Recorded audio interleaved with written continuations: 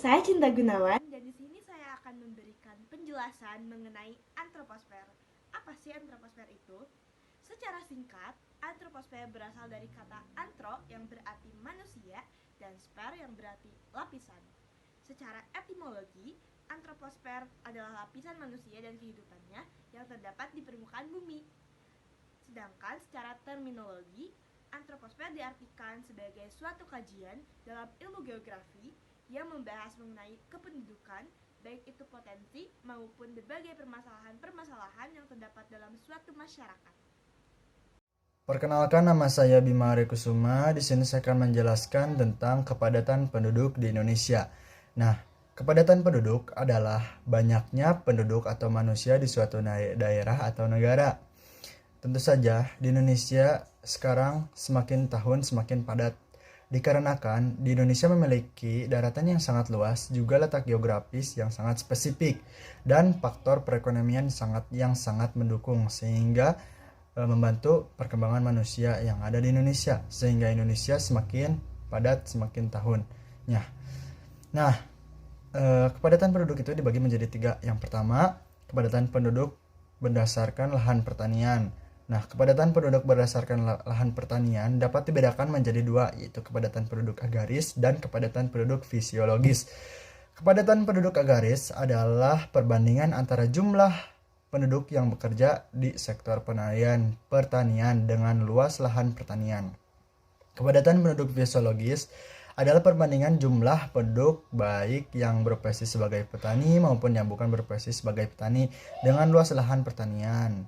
Nah, untuk kepadatan penduduk yang kedua, itu jenis yang kedua, kepadatan penduduk umum, yaitu aritmatik. Kepadatan penduduk aritmatik adalah jumlah penduduk rata-rata menepati wilayah per kilometer persegi. Kepadatan penduduk aritmatik juga dikenal dengan istilah kepadatan penduduk secara umum. Kepadatan penduduk aritmatik merupakan perbandingan antara jumlah penduduk total tanpa memandang mata pencaharian dengan luas wilayah, baik wilayah lahan pertanian maupun tidak. Yang ketiga, kepadatan penduduk ekonomi.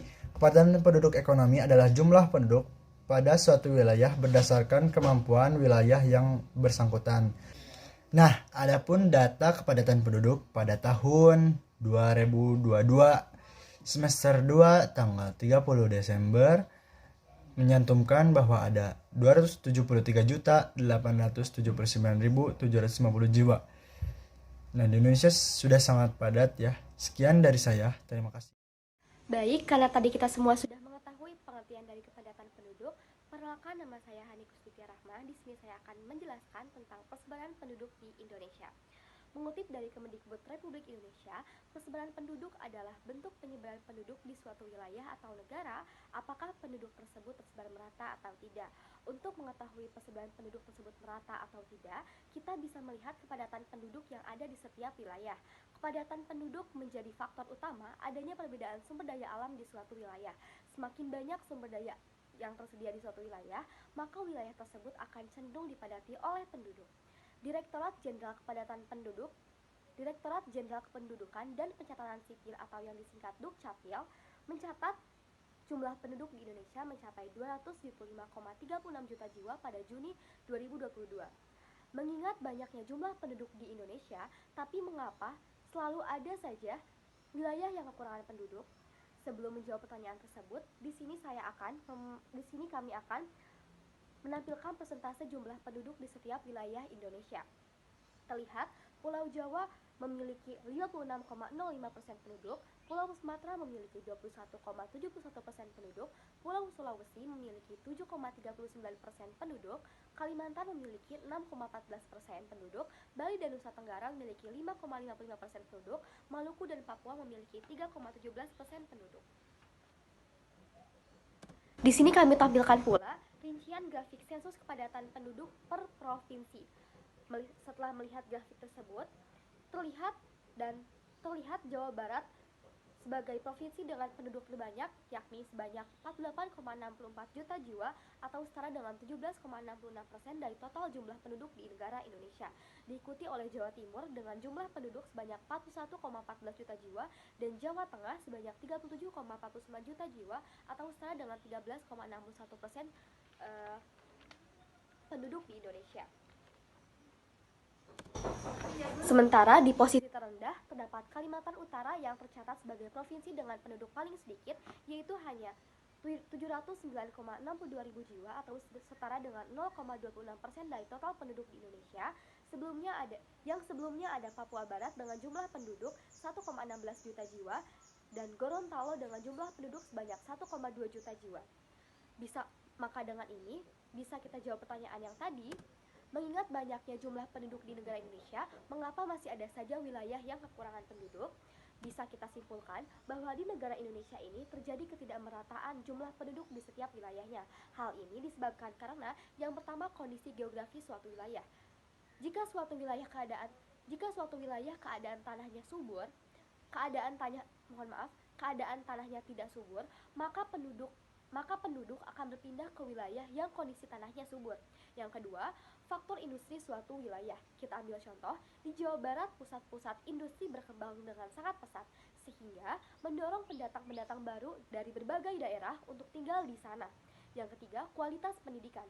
Terdapat beberapa perguruan tinggi negeri terkenal di Jawa Barat yang membuat para pemuda dari berbagai wilayah untuk berdatangan, dan sebagian besar dari pemuda tersebut berkarir dan berkeluarga di Pulau Jawa ini. Yang terakhir, ada pengelolaan sumber daya alam yang kurang merata. Lalu jika di Indonesia ini terjadi ketidakmerataan jumlah penduduk, apa sih dampaknya? Dampak persebaran penduduk yang tidak merata itu, yang pertama, dari segi sosial akan timbul kemiskinan di daerah-daerah yang kurang sumber daya alam. Yang kedua, terpusatnya industri-industri di Pulau Jawa karena sulit mendapatkan tenaga kerja jika dibangun di luar Pulau Jawa. Yang ketiga, dari segi pendidikan, daerah terpencil akan memperoleh pendidikan dengan kurang baik. Yang terakhir, berpusatnya ketenaga kerjaan di Pulau Jawa sehingga sumber daya alam di pulau lain tidak terkelola dengan baik. Nama saya Aga Rifat Akasya.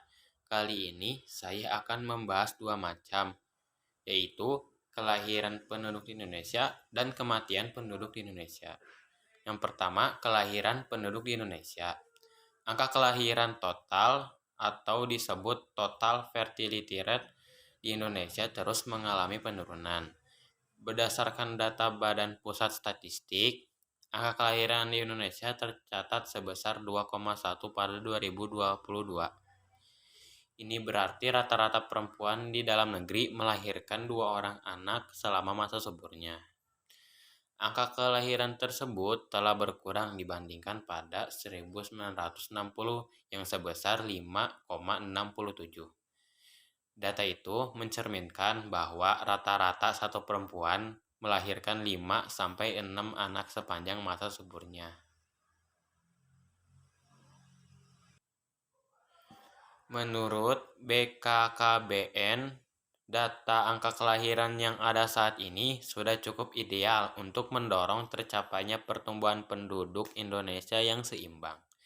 Dengan demikian, bonus demografi Indonesia yang depannya bisa dimanfaatkan secara optimal. Menurunnya angka kelahiran tak lepas dari berjalan program keluarga berencana atau disebut KB yang dirancang pada 1970. Semenjak digalakannya program dengan slogan 2 anak sudah cukup itu, angka kelahiran terus mengalami penurunan. Selanjutnya, saya akan membahas kematian penduduk di Indonesia. Antara Maret 2020 hingga Februari 2021, tercatat ada kasus 36.325 kematian dari 1,34 juta kasus positif 19. Menurut data Bank Dunia, mortalitas di Indonesia adalah 6,5 per 1000 penduduk. Lebih rendah dari rata-rata dunia yang 7,6 per 1000 penduduk.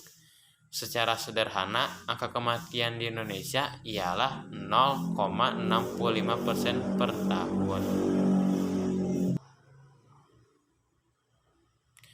Berpegang pada acuan itu, maka diperkirakan ada 1,75 juta kematian normal antara Maret 2020 sampai Februari 2021.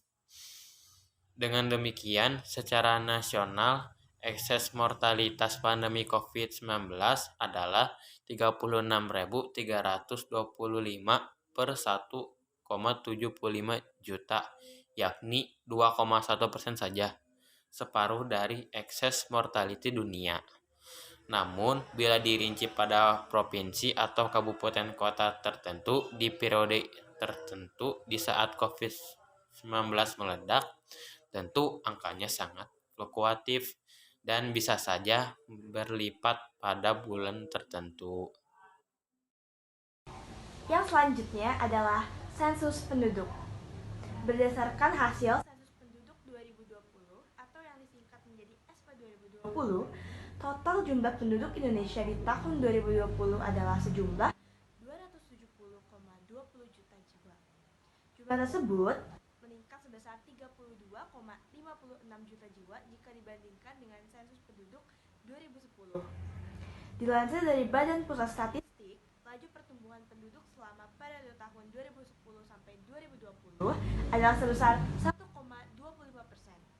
Jumlah tersebut turun dari persentase laju pertumbuhan penduduk pada periode tahun 2000 sampai dengan 2010, di mana laju pertumbuhan pada periode tersebut adalah sebesar 1,49%. Tak hanya itu, berdasarkan data dari BPS, laju pertumbuhan penduduk per tahun sejak tahun 2020 juga mengalami penurunan. Sejak tahun 2020 hingga 2022, laju pertumbuhan penduduk terus mengalami penurunan tiap tahunnya. Laju pertumbuhan penduduk Indonesia dari periode ke periode memiliki kecenderungan menurun. Salah satu penyebabnya adalah kebijakan pemerintah untuk menekankan laju pertumbuhan penduduk lewat program keluarga berencana yang diluncurkan sejak tahun 1980. Seperti yang kita tahu, program pemerintah yang berbunyi 2 anak cukup.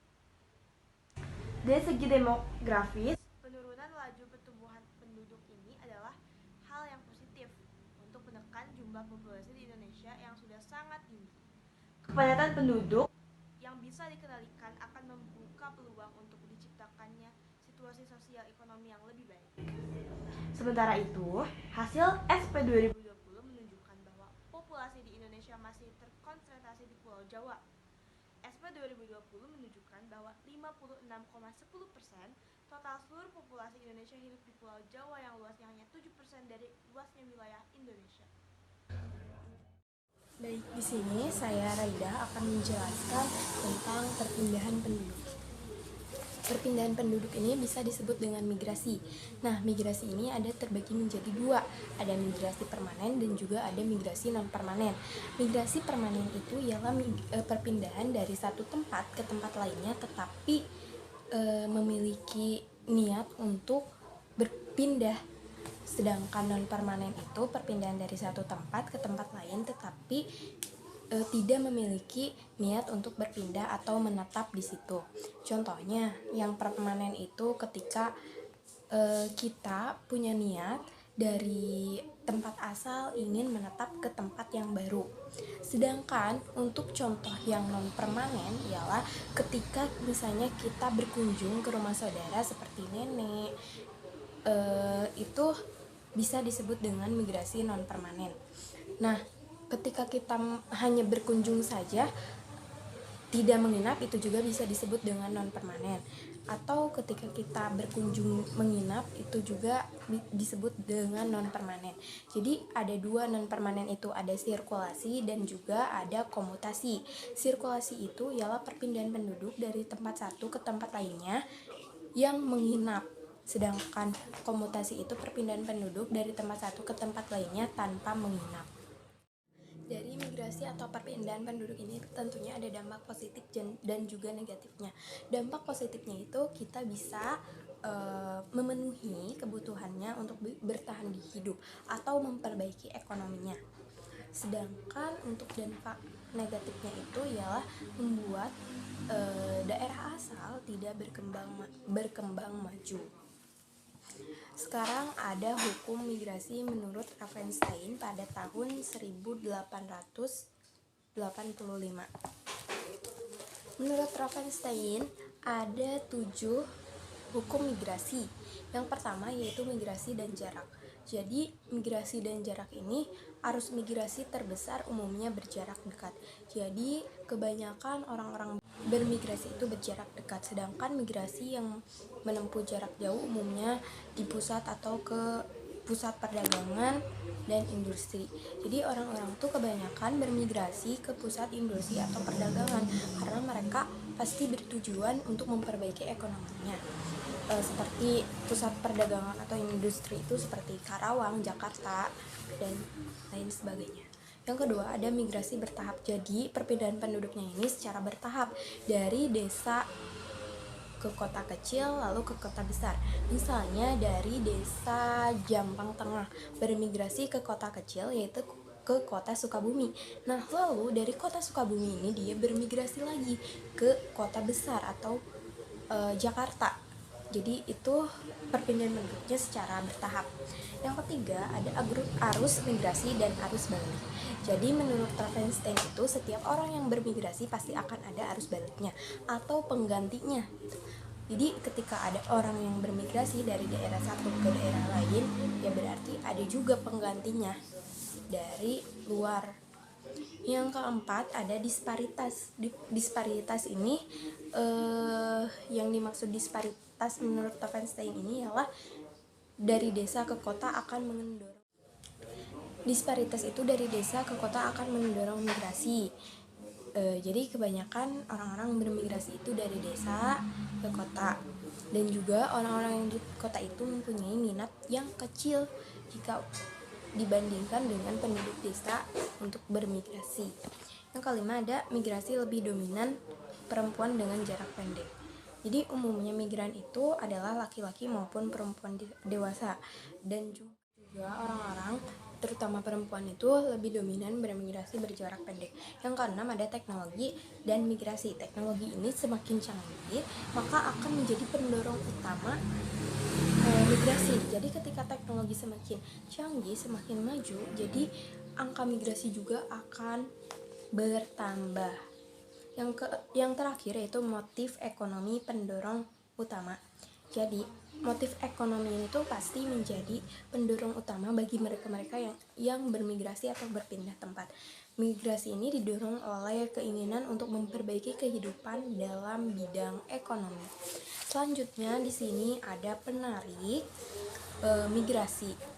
Faktor penarik migrasi. Yang pertama yaitu berkurangnya sumber daya alam di daerah asal, menyempitnya lapangan pekerjaan di tempat asal, adanya tekanan atau diskriminasi politik, agama, suku di daerah asal. Yang keempat, tidak cocok dengan adat budaya atau kepercayaan di daerah asal, bencana alam baik banjir dan lain sebagainya, adanya superior di tempat yang baru, keadaan lingkungan yang menyenangkan, adanya aktivitas kota besar seperti hiburan dan lain sebagainya, kesempatan mendapatkan pendidikan yang lebih tinggi, kesempatan mendapat pekerjaan yang lebih baik. Jadi tadi 10 faktor penarik migrasi.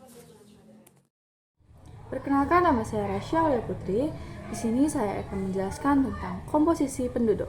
Indonesia merupakan salah satu negara yang memiliki penduduk terbanyak dan tercatat sebagai peringkat keempat setelah Tiongkok dengan 1,37 miliar, India dengan 1,31 miliar, dan Amerika Serikat dengan 321 juta jiwa. Pada jumlah penduduk Indonesia sendiri, jika berpacu pada BPS, tercatat sebanyak 261,9 juta pada tahun 2017. Penduduk sendiri merupakan sekumpulan orang yang bertempat tinggal dalam batas wilayah negara pada waktu tertentu. Penduduk bisa dikelompokkan dan hal tersebut dinamakan dengan komposisi penduduk. Komposisi penduduk adalah susunan atau pengelompokan penduduk berdasarkan kriteria tertentu, di mana kriteria yang biasa digunakan yakni usia, jenis kelamin, pekerjaan, dan ketergantungan. Lalu, bagaimana dengan komposisi penduduk Indonesia? Jika dilihat berdasarkan umur, komposisi penduduk Indonesia mayoritas berusia muda. Hal tersebut dapat digambarkan dalam bentuk piramida, dan bisa dilihat bahwa piramida penduduk Indonesia termasuk ekspansif. Dalam gambar piramida tersebut dapat terlihat bahwa bentuk piramida melebar di bagian bawah cembung di bagian tengah, dan runcing di bagian atas. Kondisi ini disebabkan angka kelahiran lebih tinggi ketimbang angka kematian. Tingginya angka kelahiran mengakibatkan laju pertumbuhan penduduk masih terbilang tinggi, yakni 1,34%. Artinya, setiap tahunnya penduduk Indonesia bertambah 3 juta lebih. Provinsi yang memiliki laju pertumbuhan paling rendah adalah Jawa Timur dengan 0,69% dan Jawa Tengah dengan 0,82%. Provinsi yang memiliki laju pertumbuhan paling tinggi ialah Kepulauan Riau dengan 3,16% dan Papua Barat dengan 2,82%. Berdasarkan jenis kelamin, rasio penduduk Indonesia sebesar 101. Artinya 100 perempuan berbanding dengan 101 laki-laki. Rasio paling tertinggi terdapat di Papua dengan 111,6 dan Kalimantan Utara dengan 113,2. Di kedua provinsi itu 100 perempuan berbanding dengan lebih dari 110 laki-laki. Paling rendah terdapat di Nusa Tenggara Barat dengan 94,2 dan Sulawesi Selatan dengan 95,4. Di kedua provinsi itu, jumlah perempuan lebih banyak dari laki-laki, yakni 100 perempuan berbanding dengan 95 laki-laki. Lalu berdasarkan pendidikan, sebagian besar penduduk Indonesia masih berpendidikan sekolah dasar atau SD dan MI. Dari total jumlah penduduk, presentasi jumlah penduduk yang hanya tamat SD mencapai 31%, atau totalnya hampir sepertiga. Bahkan ada sekitar 19% dari total jumlah penduduk yang tidak tamat SD. Kondisi itu memperlihatkan tingkat pendidikan penduduk Indonesia masih sangat rendah.